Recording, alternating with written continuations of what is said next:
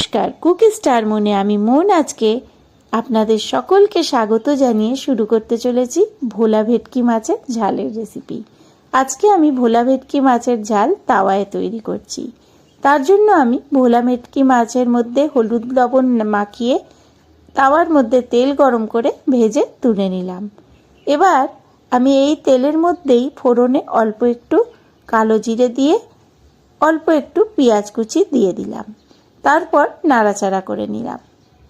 এবার অল্প একটু হলুদ গুঁড়ো দিয়ে কিছুটা জল দিয়ে নাড়াচাড়া করে নিচ্ছি। স্বাদ মতো লবণ দিয়ে দিলাম আর দিয়ে দিচ্ছি অল্প একটু শুকনো লঙ্কা গুঁড়ো। শুকনো লঙ্কা গুঁড়ো দিলে পারে কালারটা খুব সুন্দর হয়। এখানে আমি পোস্ত, সর্ষে আর কাঁচা লঙ্কা বেটে রেখেছিলাম, এর মধ্যে দিয়ে দিলাম। তারপর বাটি ধুয়ে সামান্য জল দিয়ে দিলাম। ভালোভাবে মিক্স করে নিলাম। গ্যাসের ফ্লেমটা কিন্তু একদম লো রেখেছি, না হলে ছিটবে চারিদিকে। আপনারা চাইলে কড়াইয়েও করতে পারেন, তবে আমি আজকে তাওয়ায় ট্রাই করছি। যখন দেখলাম ঝোলটা ফুটে উঠেছে, তখন আমি এর মধ্যে দিয়ে দিলাম ভোলা ভেটকি মাছগুলো।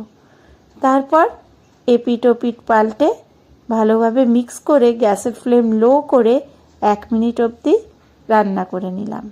চলুন, ভোলা ভেটকি মাছের ঝাল তো রেডি। এবার গরম গরম ভাতের সাথে সার্ভ করে দিই। আজকের ভিডিও আপনাদের কেমন লাগলো আমাকে কমেন্ট করে অবশ্যই জানাবেন। ভিডিও ভালো লাগলে লাইক শেয়ার নিশ্চয়ই করবেন।